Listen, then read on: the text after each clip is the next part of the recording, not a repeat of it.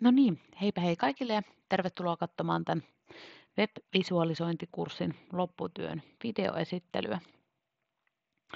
Ja kuten otsikkokin kertoo, niin lopputyönä tein tällaiset virtuaaliset kortit ja mietelauseet sivustoon. Jos käydään vähän tarkemmin läpi sitä sivuston esittelyä ja varsinaista tarkoitusta, niin tarkoituksena oli tosiaan luoda tällaiset verkkosivut, joilla mahdollistetaan virtuaalisten korttien ja mietelauseiden käyttö ja sitten korttien osalta myös niiden lataaminen ja mietelauseiden osalta taas sitten uusien mietelauseiden ehdottelu. Ja tarkoituksena on mahdollistaa tällainen virtuaalinen vaihtoehto perinteisille paperisille korteille. Eli jos tulee vaikka läheisen ihmisen syntymäpäivät vastaan ja on ihan hirmuinen kiire ja syntymäpäivät on jopa samana päivänä, niin ei tarvitse miettiä enää, miten pystyisi postittelemaan tällaisia perinteisempiä syntymäpäiväonnitteluita, niin voi sitten sen sijaan laittaa vaikka WhatsAppissa tai muussa viesti- tai somealustassa näitä virtuaalisia vaihtoehtoja.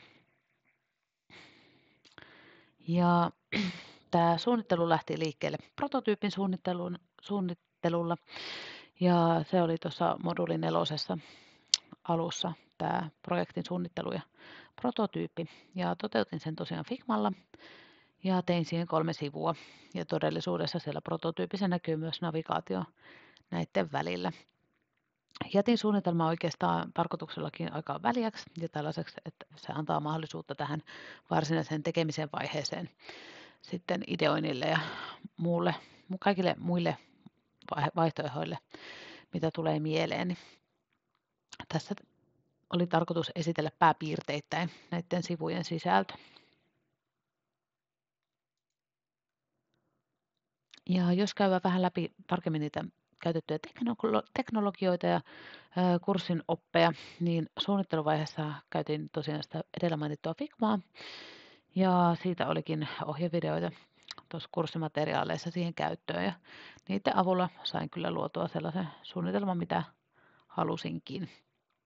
Ja sitten varsinaisessa toteutusvaiheessa niin otin tuon kurssilta tutun Tailwindin käyttöön, ja samoin sitten tämän CSS3, mitä käytin sen Tailwindin kautta. Ja nähdään sitten näitä toteutuksia tuossa varsinaisen sivuston esittelyssä enemmänkin. Eli siellä on noita reunojen pyöristyksiä ja laatikoiden varjostuksia ja näitä laatikoiden suurennuksia, kun ne on osoitettuna hiirelle ja myös siirtymäanimaatioita.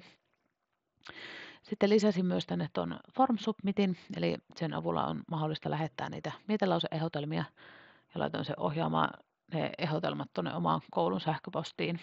Ja sitten lisäsin tuohon etusivulle myös tuon kurssilta tutun SVG-logoon. Sekin sieltä löytyy.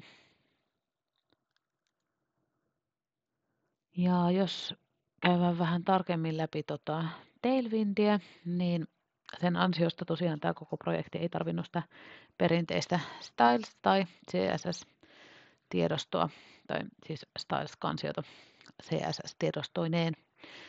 Ja se oli itse asiassa yllättävän näppärää tehdä projekti pelkästään muutamalla HTML-tiedostolla. Ja responsiivisuus tuli tosiaan automaattisesti tuossa Tailwindin mukana, eli testasin sen toimivaksi. Se skaalautui siinä ihan itsekseen. Ja mitä muuta yleistä hyötyä tästä Tailwindistä on, niin parempi ylläpidettävyys ja yksinkertaisempi HTML-koodi. Ja myös tuosta suorituskyvystä oli mainittu, että se optimoi ja parantaa sitä. Jos jatketaan suorituskyvyllä, niin testasin sitä tosiaan sivuston kautta mobiilin ja tietokoneen osalta ja olen ihan tyytyväinen näihin pisteeseen, että oikeastaan esteettömyydestä ja parhaista käytännöistä tuli täydet pisteet. Sen sijaan hakukoneoptimoinnissa olisi vielä parantamisen varaa ja samoin tuossa mobiilin tehokkuudessa. Ja jo tekovaiheessa oikeastaan jätin noista kuvista, mitä latasin tuonne sivustolle, niin ne suurimmat kuvakoot pois. Ja selaimista niin testasin toimivaksi noin tällä sivulla mainitut, eli Firefoxin, Chrome ja Microsoft Edgen.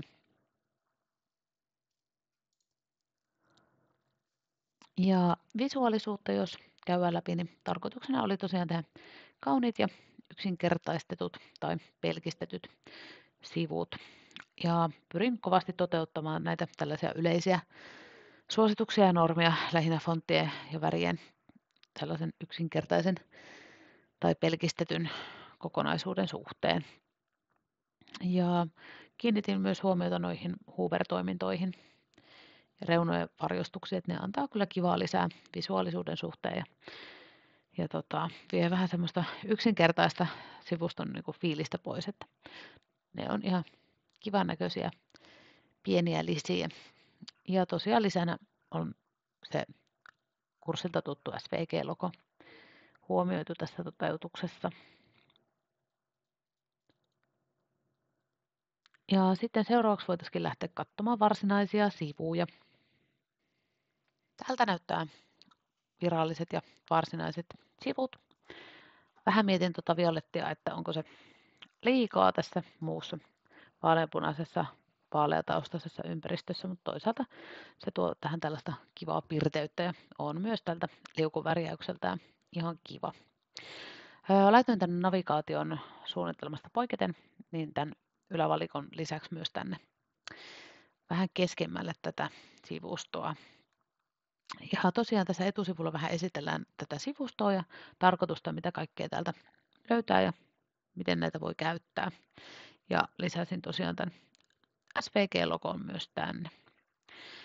No sitten jos lähdetään tutustumaan näihin korttipohjiin, niin täällä on näitä laitettu esimerkin vuoksi 6 kappaletta. Ja toki, kuten voi nähdäkin tästä, niin sitten semmoisena jatkokehitysajatuksena olisi tietenkin näiden niin kuin korttipohjien siis kategorisointi. Eli voisi laittaa kiitoskortit omaa ja tällaiset juhlakortit eri omaan niin kuin kategoriaansa. Ja sitten käyttäjät voisivat niitä kategorioittain suodatella sieltä ja saada sitten siihen näkymään ja listaukseen vaan niitä itselleen osuvia valintoja.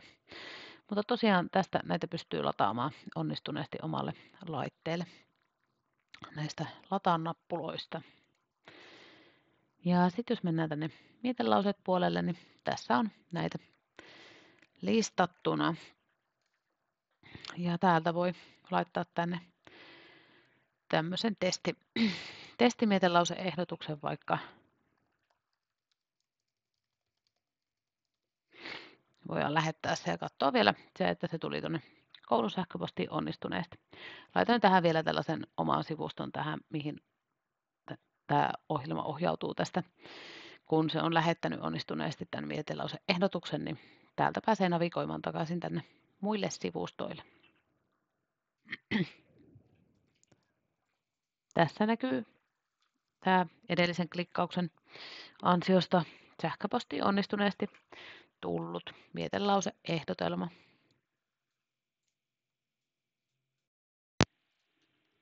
Seuraavaksi voitaisiin katsoa vähän sitä varsinaista koodia, että mistä se sivusto muodostuu. Niin tässä on nähtävillä nämä 4 HTML-tiedostoa, mitkä niin tähän tarvitaan tähän ohjelmaan, että enempää tässä ei tosiaan tarvi. Ja kuten huomata saattaa, niin täällä on tätä Tailwindin määrityksiä täällä seassa. Näissä oli pikkasen vähän aina tarkistamista, että mitä tulee mistäkin, mitä mä haluankaan sivustolle muuttaa, mutta tässähän se tulee tutummaksi tehdessä.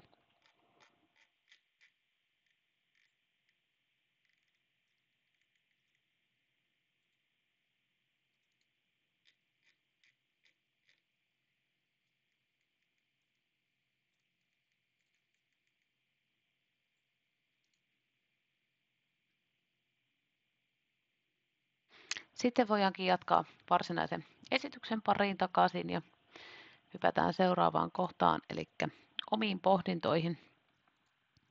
No sen huomasin tässä tämän lopputyön tekemisen loppuvaiheessa, että tämä suunnitelman tärkeys nousi kyllä suurempaan arvoon, että se oli ihan hyvä jo siinä varhaisessa vaiheessa tehdä se suunnitelma, vaikkakin toki se hieman tuli niin kuin muuttumaan ja kehittymään siitä alkuperäisestä ajatuksestakin, mutta kuitenkin se oli ihan hauska prosessi nähdä, miten se alkuperäinen ajatus sieltä tuli sitten lopulliseksi toteutukseksi tehtyä.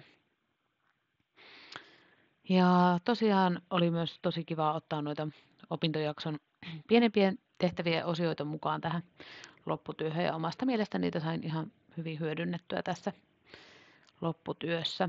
Ja myös tämä Tailwind, vaikka käytin sitä siinä aikaisemmassakin tehtävässä, niin tuli tässä lopputyössä kyllä paljon tutummaksi. Ja ehkä sitten tällaisessa isommassa tai useampisivuisessa työssä, niin tämä CSS:n puuttuminen vasta nousi erilaiseen arvoon, että kyllä sen helppous näkyy nyt tässä lopputyössä vasta enemmänkin. Ja kaiken kaikkiaan on kyllä ihan tyytyväinen tästä lopputyöstä, että tämä on pitkälti sitä, mitä suunnittelinkin sen oleva ihan silloin suunnitteluvaiheessa tai sitten tässä toteutusvaiheessa, niin onnistuin mielestäni omissa tavoitteissa hyvin.